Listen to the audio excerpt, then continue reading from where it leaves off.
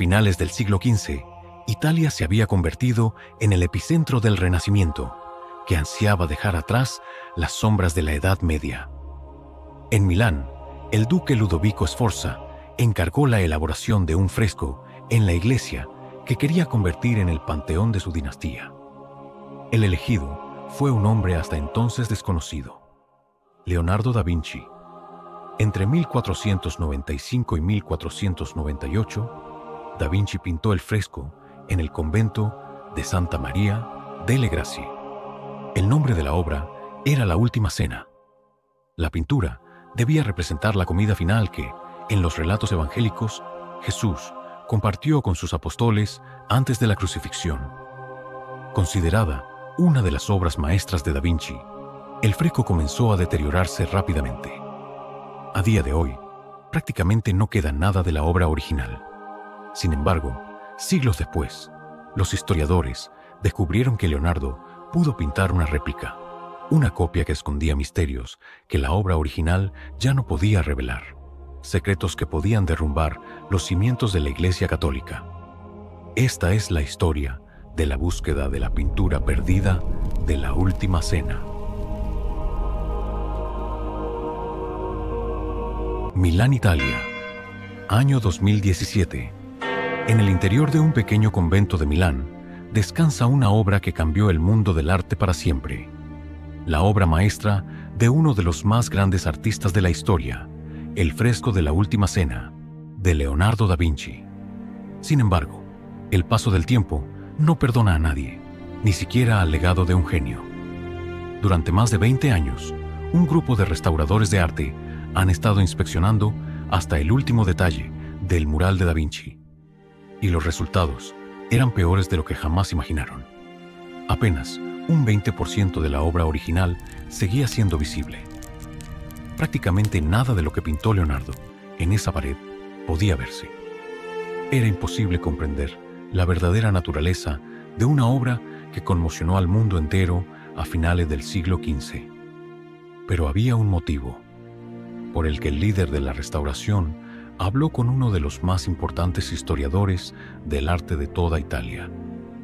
Desde hacía décadas había rumores de que no existía una única última cena, que Leonardo, sabiendo que el destino de esa pintura en una pared de un convento era perecer ante el paso del tiempo, quiso asegurarse de que su obra permaneciera intacta y protegida en algún lugar. El historiador le dijo que era solo eso, rumores. No había ninguna evidencia de la existencia de una réplica pintada por da Vinci. Todas las copias que se habían inspeccionado eran falsas. Pobres intentos de replicar el arte del genio italiano. Sin embargo, el equipo había iniciado un proyecto para encontrar esa supuesta pintura perdida. La esperanza para descubrir cuál era la visión original de Leonardo. Y aunque pensaba que la búsqueda no les llevaría a ningún lugar, aceptó unirse a esa investigación. La búsqueda de la última cena perdida había empezado, y el primer paso era reconstruir el pasado, echar la mirada atrás, hacia ese momento en el que da Vinci cambió la historia del arte. En el siglo XV, Italia se convirtió en la cuna del Renacimiento, y Milán, en uno de los epicentros de ese movimiento cultural que quería enterrar la oscuridad de la Edad Media y ofrecer al mundo una nueva concepción del ser humano basada en los ideales clásicos.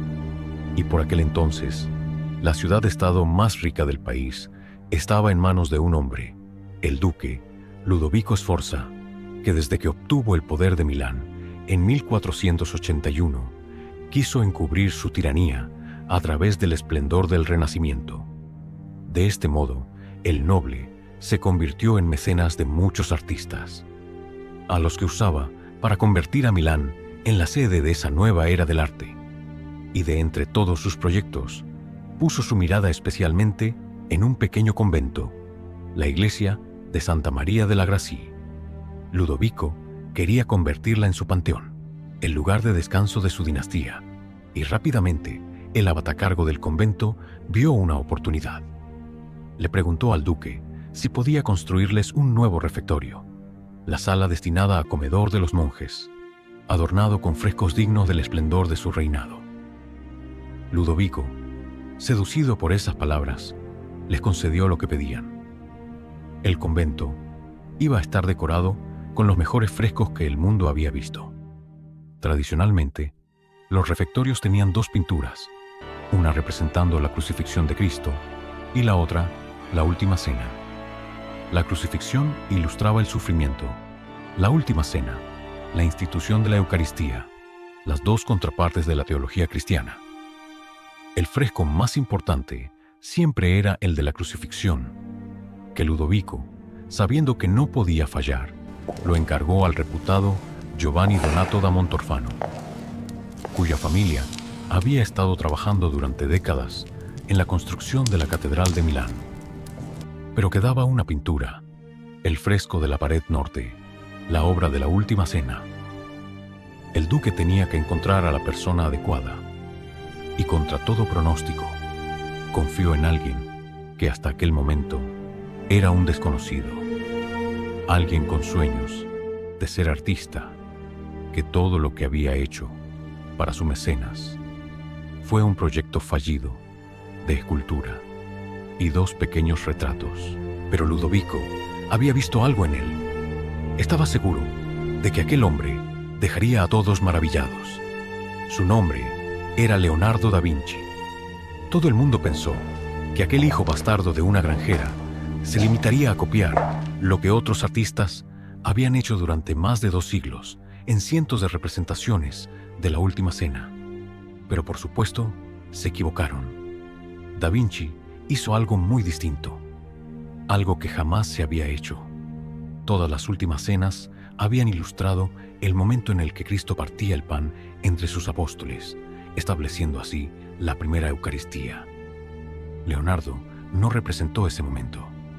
Plasmó el instante preciso en el que Jesús anunció que alguien en esa mesa lo había traicionado, que a la mañana siguiente, vendido por uno de sus apóstoles, iban a condenarle, anunciando así su muerte. Da Vinci estaba ilustrando ese momento. Quería acción y la tensión dramática de lo que ocurrió en esos segundos. La noticia estallando desde el centro y atrapando a los 12 apóstoles en expresiones de conmoción, incredulidad, tristeza e incluso ira. Toda una colección de emociones humanas en una pintura, en un fresco que iba a ocupar la pared del convento de Milán. A diferencia del de Montorfano, que se hizo con técnicas convencionales, Leonardo experimentó con su obra. No solo usó lo que había aprendido de perspectiva lineal, con ese punto de fuga en el rostro de Cristo, creando la sensación de profundidad, también innovó en la pintura. Mezclando los pigmentos con aceite, sabía que podía crear efectos ópticos, dar una complejidad mucho mayor que con los colores planos.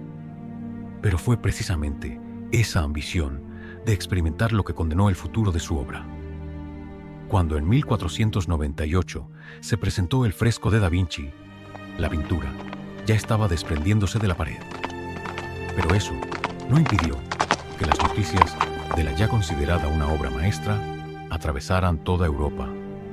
Tanto es así que el propio rey de Francia se obsesionó con el fresco de Leonardo. Muchos documentos relataban que un año después de su coronación, Luis XII viajó a Italia para reclamar la ciudad de Milán y que lo primero que visitó fue la Última Cena, terminada apenas unos meses atrás.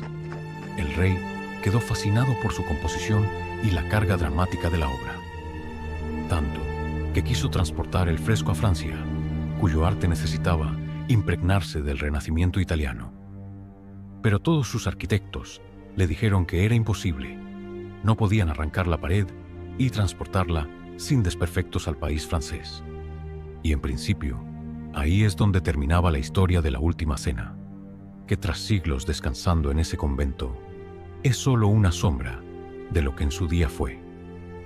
Pero habían llegado al lugar que necesitaban. Si existía una réplica de Leonardo, esta tenía que estar conectada con el rey de Francia, la única persona enamorada de la obra con el suficiente poder para que el artista italiano le pintara una copia.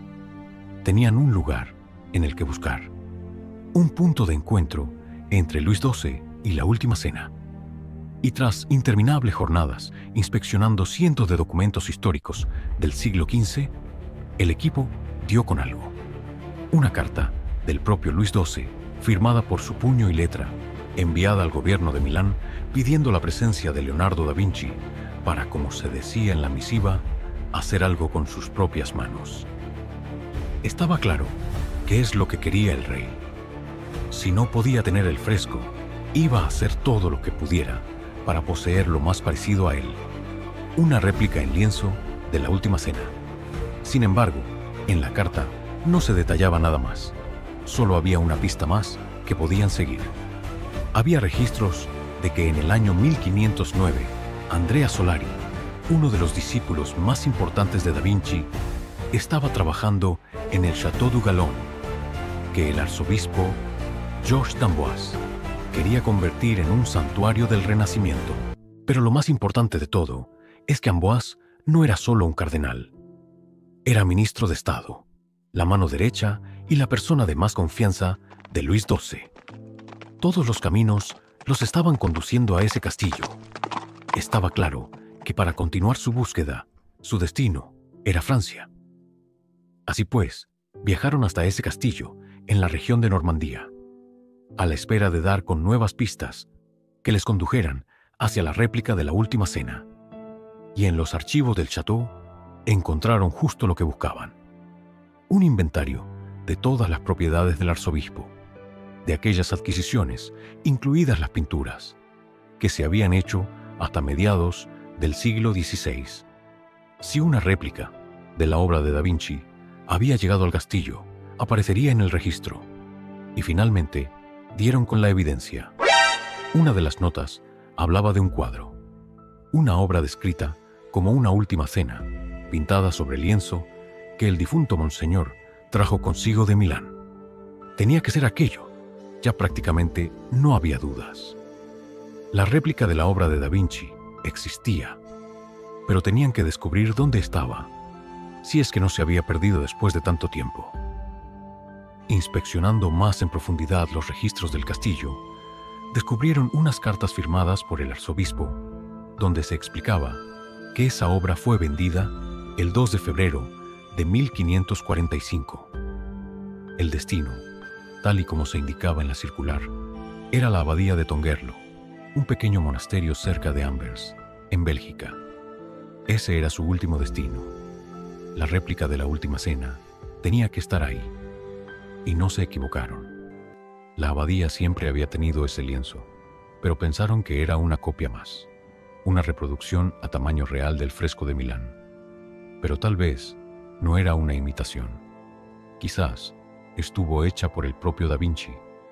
Solo un análisis profundo de la obra podía dar la última respuesta. Los expertos dijeron que los trazados mostraban que Andrea Solari fue el principal artista detrás de la réplica, lo que indicaba que fueron los discípulos de Leonardo los encargados de elaborar la copia del fresco. No era una obra original de Da Vinci. Habían dado con lo más cercano a lo que buscaban, pero quedaron con un sabor agridulce. Sin embargo, cuando el sueño parecía difuminarse, un último estudio sobre el lienzo lo cambió todo. Las pruebas con rayos X demostraron que bajo todos los personajes había los bocetos típicos en los aprendices. En todos, excepto en dos, en Cristo y en Juan. Ellos habían sido pintados directamente sobre el lienzo. Algo solo al alcance de un maestro. Aquello solo podía significar una cosa: el propio Da Vinci los había pintado. Después de tanto tiempo, habían dado con lo que buscaban: un legado de Leonardo, una porción de la Última Cena que había permanecido intacta con el paso del tiempo. Sin embargo, ese descubrimiento hizo que en el equipo emergiera una pregunta. ¿Tenía sentido que se encargara de pintar a Cristo? ¿Pero por qué esa necesidad de pintar también a Juan? De entre todos los apóstoles, de entre todos los personajes alrededor de Jesús, eligió a uno. No dejó que ninguno de sus discípulos lo pintaran, como si Cristo y Juan fueran los verdaderos protagonistas de la obra. Tenía que haber una explicación. El misterio de la réplica perdida se cerraba, pero otro emergía. Conscientes de que estaban a las puertas de un descubrimiento que podía cambiar la interpretación de la última cena, el equipo concertó una reunión con uno de los mayores expertos en la obra de Leonardo de todo el mundo. Si alguien podía ayudarles, era él. Da Vinci, igual que muchos otros artistas de la época, disfrutaba escondiendo mensajes en sus obras. Apasionado por la simbología, siempre hay más cosas de las que se puede ver a simple vista.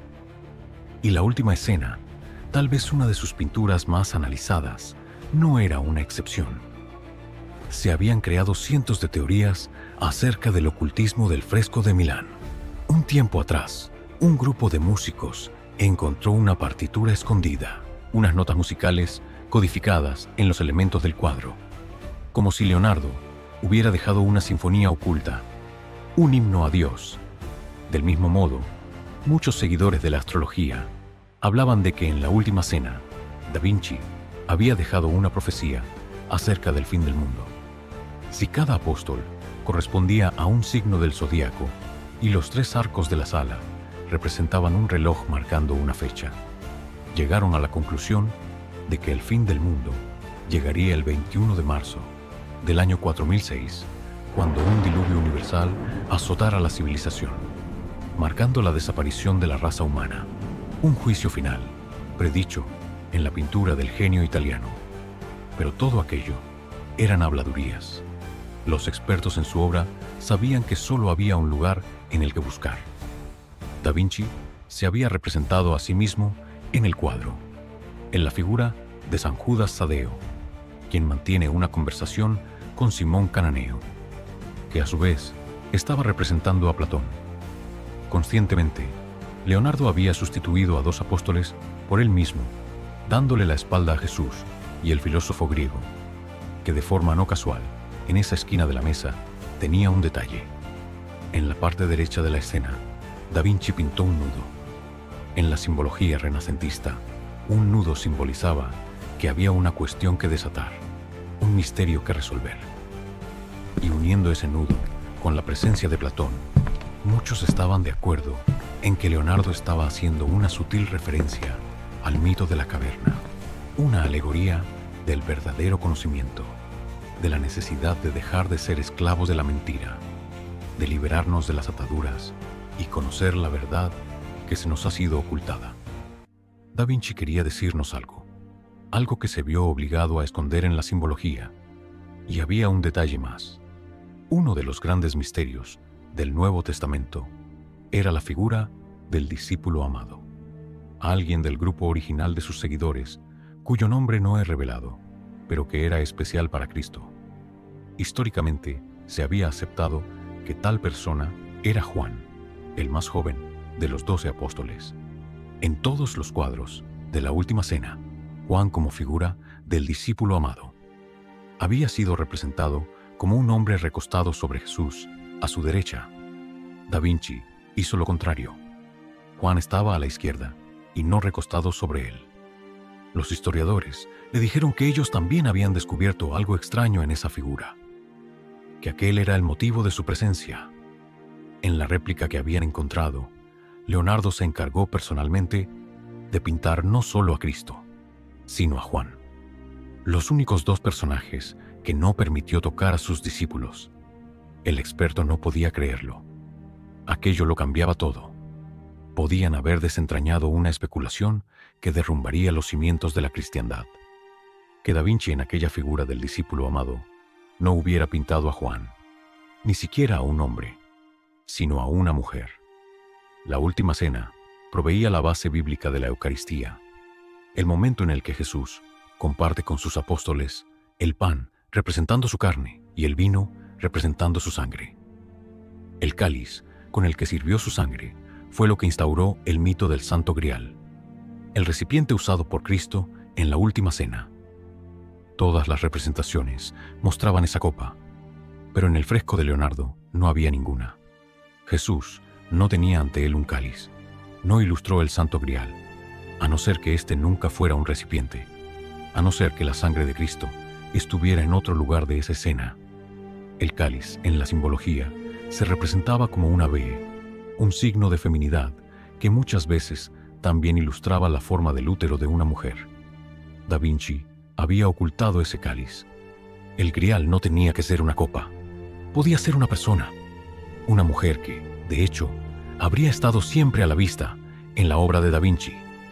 Entre Cristo y la figura del discípulo amado se formaba ese cáliz simbólico, esa alegoría del útero de la mujer. Leonardo nunca pintó a Juan. Quien estaba al lado de Jesús era nada más y nada menos que María Magdalena, el verdadero santo grial, aquella que portaba la sangre de Cristo en su interior, la esposa de Jesús, la mujer que en el momento de la crucifixión embarazada del proclamado como Mesías, llevaba la semilla del Hijo de Dios.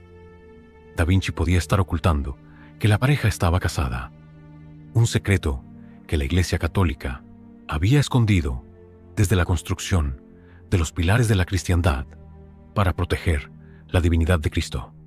El mayor encubrimiento de la historia de la religión. El Santo Grial jamás fue un cáliz, era un bebé, la hija de Jesús, en el útero de María Magdalena, la sangre de Cristo en una persona. La figura de María Magdalena ha sido maltratada a lo largo de la historia, reduciéndola a una prostituta que encontró la redención aceptando a Cristo. Pero en los primeros escritos cristianos, María fue representada ya no solo como una seguidora de Jesús, sino como su compañera más fiel. No aparece en ningún lugar que fuera una prostituta, solo que era una pecadora, como cualquier persona, que no encontrará la luz de Dios. Solo lo hicieron para manchar su imagen, igual que se ocultaron todos los evangelios donde se mostraba su relación con Jesús. A mitades del siglo XX, una expedición en Egipto encontró el Evangelio de Felipe, un escrito que probablemente fue destruido por la Iglesia, quedando solo un ejemplar perdido durante siglos. En él se dice que Jesús besaba a María, pero la parte final de la frase no puede verse. Había un agujero en el pergamino, como si alguien lo hubiera dañado a propósito. Incluso se encontró también, escondido en Egipto, el supuesto Evangelio de María Magdalena, del cual solo han llegado a nuestros días unos pocos fragmentos. Y en todos ellos se deja claro que María fue mucho más importante para Jesús que cualquiera de sus apóstoles. La Iglesia había hecho todo lo que estaba en sus manos para ocultar que el trono de Cristo pertenecía a una niña, la hija de Jesús y María Magdalena. El verdadero Santo Grial era la sangre de la realeza, de los descendientes de Jesús, que amenazaron la hegemonía de la Iglesia Católica. Aún así, había demasiadas cosas que no encajaban. Que Leonardo hubiera pintado una historia no la convertía en real. Pero es que ese relato iba mucho más allá de la última cena. Todo se remontaba a una época pasada, a una era oscura, donde los cimientos de la cristiandad ensombrecieron el mundo durante mucho tiempo. Los documentos encontrados en Egipto, cerca de la ciudad de Nag Hammadi, contenían historias acerca de la vida de Cristo que no aparecían en la Biblia. Los pergaminos eran auténticos, de unas pocas décadas después de la muerte de Jesús.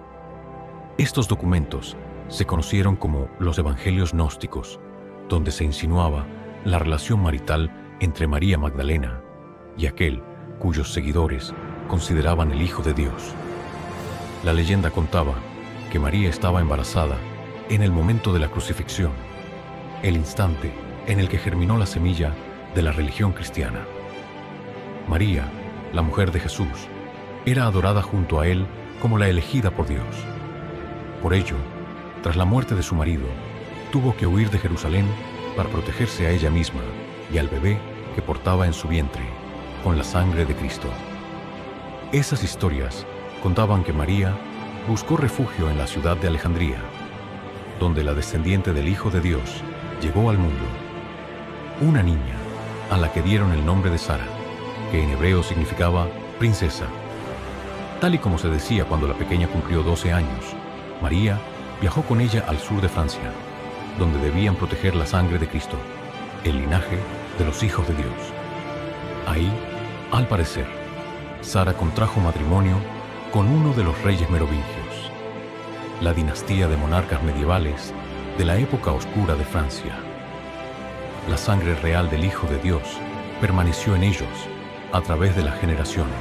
La historia de María Magdalena y de los descendientes de Cristo se convirtió en un culto, en una adoración que los escritos gnósticos plasmaron para toda la eternidad, hasta que llegó el momento que cambiaría para siempre la historia de la cristiandad y del mundo entero.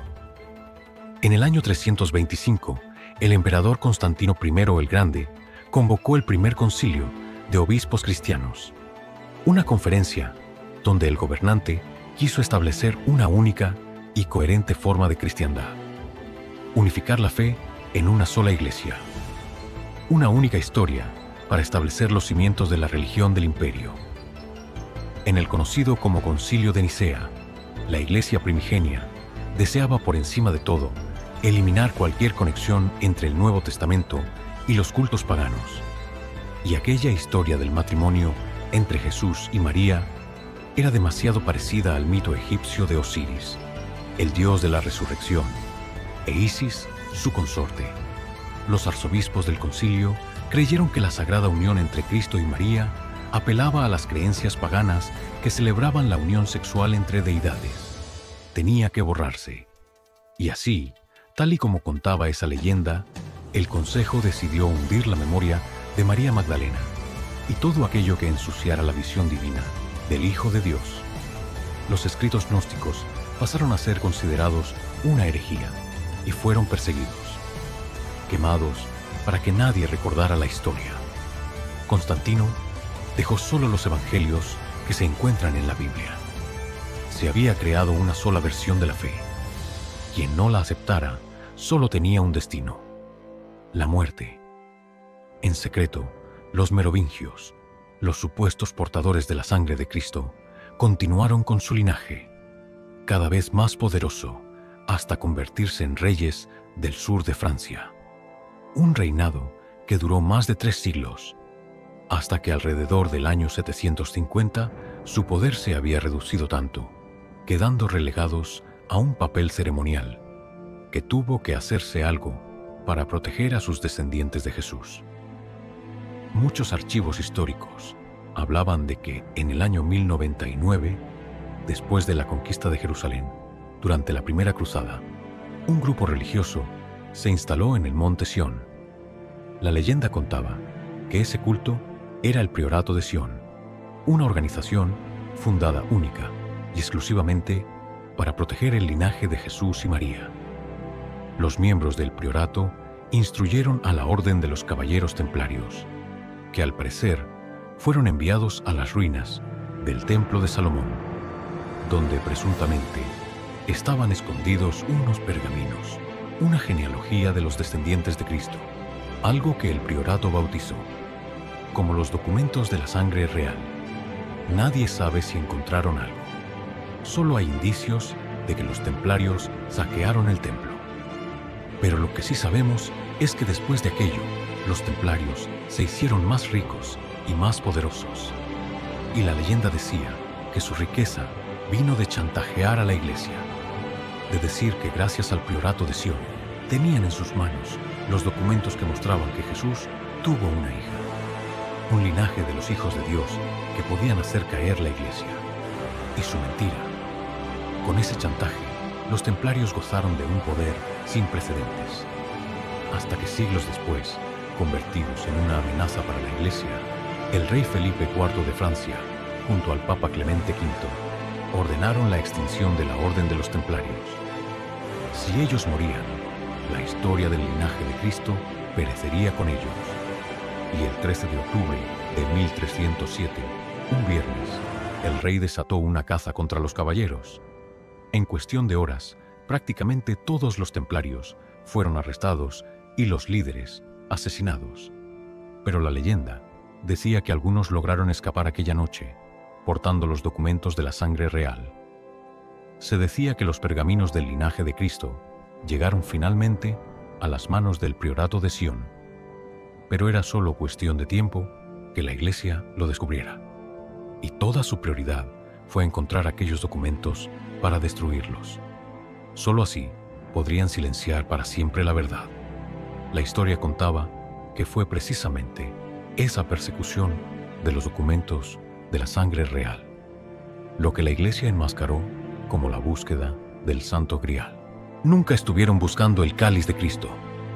Lo que querían era esa genealogía, la única amenaza que tenía la Iglesia en su hegemonía. O eso creían, porque en el siglo XIII, en el sur de Francia, emergieron comunidades cristianas con unas creencias gnósticas opuestas a las de la Iglesia católica. Los bautizados como cátaros mantuvieron los conocimientos de los evangelios prohibidos. No diferenciaban entre sexos e incluso permitían a las mujeres ser clérigos. Unos pensamientos amenazantes para la Iglesia. Los cátaros se reunían en cuevas que usaban como templos secretos para profesar su fe cristiana. Pero desde hacía siglos solo existía una fe, una visión permitida de la cristiandad. Así que cuando la Iglesia supo de su existencia, no dudó en perseguirlos.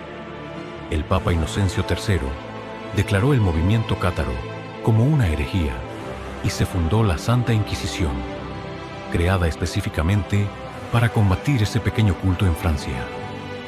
Fue la primera cruzada en Europa, la primera de cristianos contra cristianos, una persecución que duró cerca de 4 décadas.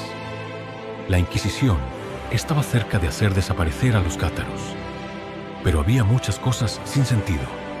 Había muchos movimientos herejes ante los que la Iglesia no había actuado. Movimientos mucho mayores que los cátaros. Eran unos pocos. No eran una amenaza, a no ser que custodiaran algo, que tuvieran en sus manos aquello que estaban buscando. La leyenda decía que los cátaros poseían los documentos de la sangre real, y la Inquisición fue la medida desesperada para dar con ellos. Y había un capítulo de la historia que hacía fuerte esta teoría. En 1244 tuvo lugar uno de los últimos ataques de la Iglesia contra los cátaros. Los pocos que quedaban se refugiaron en un monasterio. Durante meses, los cruzados asediaron el castillo. La versión oficial fue que la toma era puramente por cuestiones geopolíticas, pero no tenía sentido. Era un monte sin ninguna importancia. Tal vez todo ese esfuerzo se debió a que en aquel monasterio guardaban los documentos. Finalmente los cruzados tomaron el lugar y los últimos cátaros, antes de convertirse al catolicismo, aceptaron ser quemados. Pero fuera como fuera, la Inquisición no encontró los documentos, porque unos pocos lograron escapar con su tesoro. El linaje de Cristo había sobrevivido a la persecución y en manos del priorato de Sion fue pasando de un maestro a otro. Solo aquellos dignos de proteger los documentos más importantes del mundo. Y fue así como llegó a una persona, alguien que, como decía la leyenda, era secretamente un miembro del priorato, Leonardo da Vinci, el genio que a través de su obra maestra nos mostró el verdadero origen de la fe cristiana. La Última Cena nos revelaba que Cristo tuvo una descendencia, los verdaderos líderes de la religión, aquellos que podrían hacer caer el poder de la Iglesia católica. Una pintura que, sobreviviendo al paso del tiempo, nos mostraba ese conocimiento. Pero ahí terminaba la leyenda. Y aunque los historiadores eran conscientes de que el relato era plausible, también lo eran de que todo parecía construirse intentando justificar su premisa. No hay ni una sola evidencia de un linaje que se remonte a la figura histórica de Jesús. Y había muchas otras incongruencias en la leyenda. Todos los archivos indican que la riqueza de los templarios vino de las donaciones, no directamente de la Iglesia. Así que esa parte del chantaje por la supuesta tenencia de unos documentos secretos no encajaba con la historia. Ni siquiera hay evidencias de que existiera una conexión entre la Orden de los Templarios y el Priorato de Sion.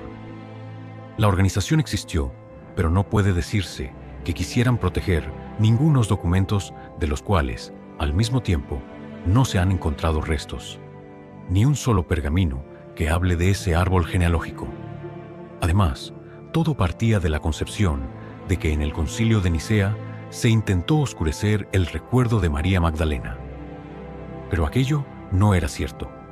Hicieron de María Magdalena una santa. Si de verdad querían borrarla de la historia, no tenía sentido santificarla. Nadie intentó ensuciar su memoria. No fue hasta el siglo VI que el Papa Gregorio VI la calificó como una prostituta, y no para atacarla, sino para mostrar que todo el mundo puede encontrar la redención a través de la fe.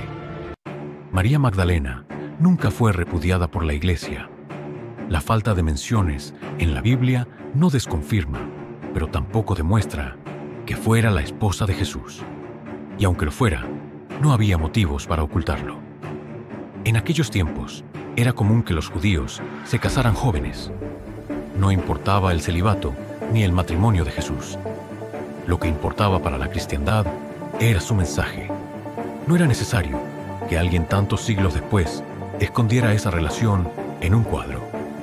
Y era aquí cuando todo volvía a conducir a la última cena. Toda la leyenda del fresco emergía al considerar que Da Vinci pintó a María Magdalena. Y ni siquiera esto estaba fundamentado. Leonardo pintó a Juan con un aspecto femenino porque era el más joven de los apóstoles y porque tenía tendencia a difuminar las líneas entre los sexos. En muchos otros cuadros pintaba a hombres con rasgos femeninos. Era prácticamente seguro que aquel a la izquierda de Cristo era Juan. Si hubiera querido dibujar a María, lo habría hecho. No era ninguna herejía representarla. María Magdalena aparecía en decenas de otras pinturas sobre la última cena. Y tampoco puede decirse que la V que se forma entre ambos personajes sea símbolo de feminidad. Esa forma pudo ser solo un recurso de Leonardo para dar dinamismo visual entre los dos personajes que él consideraba más importantes, Jesús y Juan, su discípulo amado. Aquellos que en la réplica, por todo lo que representaban, decidió pintar él mismo. Y por encima de todo, el pilar sobre el que la leyenda de la última cena se construía. No había ni una sola evidencia de que Da Vinci perteneciera al priorato de Sion, de que fuera uno de esos supuestos maestros con el conocimiento acerca de los documentos de la sangre real, por todo lo que sabemos de su vida.